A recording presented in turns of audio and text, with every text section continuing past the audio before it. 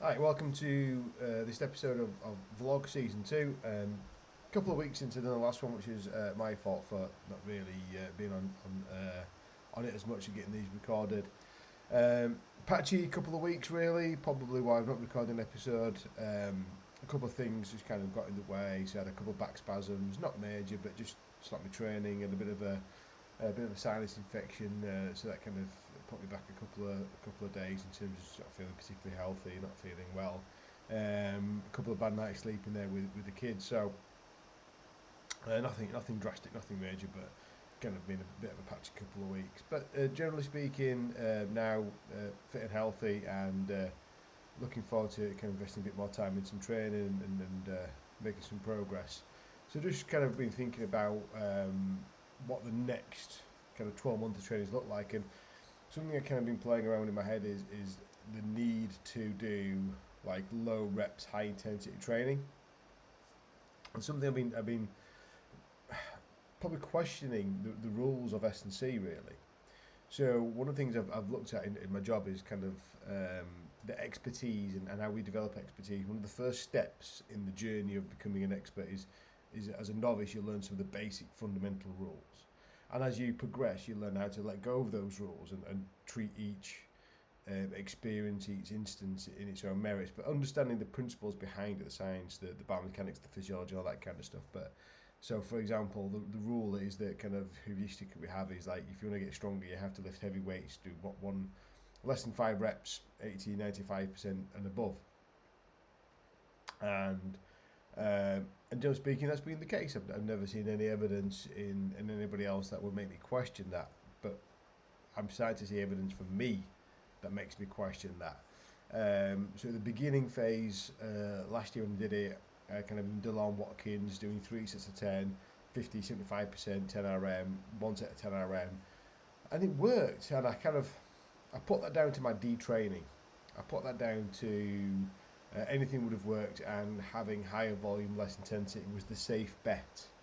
And I'm starting to question whether that's actually just limited to that particular phase of training, and look at investing some time in doing that more frequently or more regularly rather than going into this high intensity stuff. And is the risk reward, the bang for your buck, therefore high intensity strength training when I'm as fragile as I am, and I have to admit that I've been fragile in terms of picking up not major injury but certainly niggles and bumps and kind of issues along the way.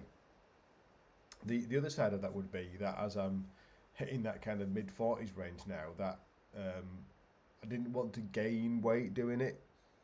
I wanted to kind of get the body weight down and get the strength levels up, and that the kind of method of training would in traditional terms be hypertrophy type training, therefore increase muscle mass.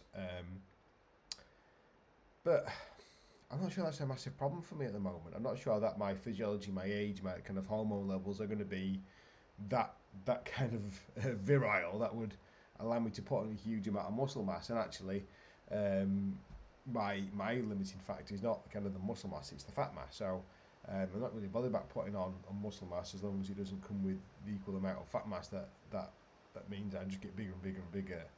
But I don't think that's going to be the case. I just don't think at 43 I'm going to have that kind of hypertrophic response. So potentially, I've applied a rule to myself that would apply to that kind of 23, 24-year-old male that I've had in strength conditioning in rugby league circles. But actually, at 43, I don't think that's a really rule that I need to think about too much. So maybe that for me, higher reps, slightly lower intensity training is the safer bet, the better bet, and it will still get there. But at some point, I'm going to have to lift some heavy load because it's not a theoretical exercise I want to do. It's not like kind of I have a mathematical formula that says, oh yes, I now can squat double body weight. I still want to actually put that on the bar and move it. And if anybody's in any heavy squatting, there's a confidence thing that comes with that. You put a really heavy load in your back that you've not experienced before, and actually you don't feel comfortable or confident lifting the thing. And obviously your core strength to support and sustain that kind of weight, it has to be kind of trained as well. So I think it's not kind of throwing the baby out with the bathwater, but equally it's kind of go, well, let's look at my evidence, look at the kind of the literature evidence, because I know that, and for 12 months I tried and it didn't. I can't say that it worked consistently over 12 months. It worked for a while, then I broke, and then it worked for a while, then I broke, and I need to kind of get away from that cycle.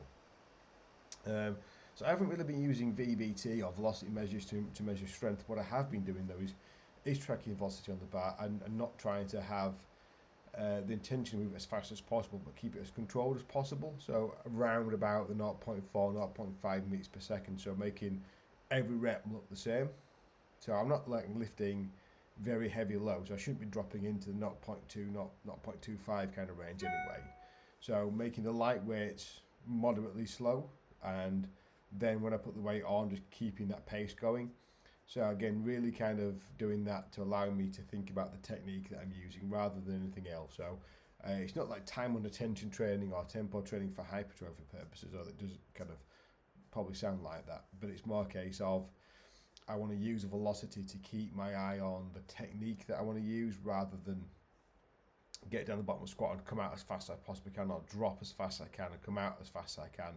And in the process of that, going back in some technical flaws that caused my TFL and glute and hip issues last year. So that's kind of why I'm using that, is just to kind of use it as a bit of a break, going, hang on a minute, calm down, slow the reps down, get them right. It won't be a process I apply for a permanent change. I still want to get back to a point where I think actually I feel like my technique is pretty consistent. It's not kind of faltering under fatigue. And then I can go back into the traditional VBT, trying to move the bar as fast as I can, and that's the measure of intensity. But it's all kind of in the process. And the other thing that's kind of popped up over the last couple of weeks is how much I've neglected my cardiovascular fitness, my aerobic capacity. I went for a 5k run. It wasn't a run, that's definitely an oversell.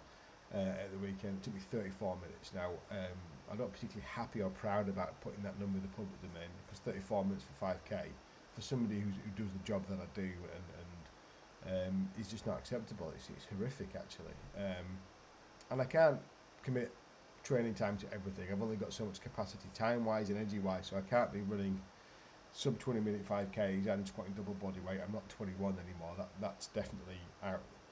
But I think for me, it's unacceptable not to be able to run 5k in less than 30 minutes. I mean, 30 minutes I don't think is fast. I'm not. I mean, anybody that goes out running will know that is not a fast time. My best ever time is about 24 minutes 30. So I don't think I'll ever get to invest the amount of time in training to get to that speed. Certainly not without losing a lot of weight first. But I've let that go, and that's not good. And the reason why it's not good for me is I think it's from a health point of view. It's nothing to do with squatting. It's like 43, 2 young kids. I want to be a healthy parent for them first and foremost, and be a healthy grandparent when they eventually have kids. And that for me is, I want to be mobile, I want to be strong, I want to be aerobically healthy. Though, if you look at those 3 things now, that's investment in my future. So that's definitely something that kind of shocked me, disappointed me, pissed me off. I'm going to put some time into getting that right. Yeah, so that's kind of where I am at the minute. Hopefully next week get back into more regular updates and some consistent progress.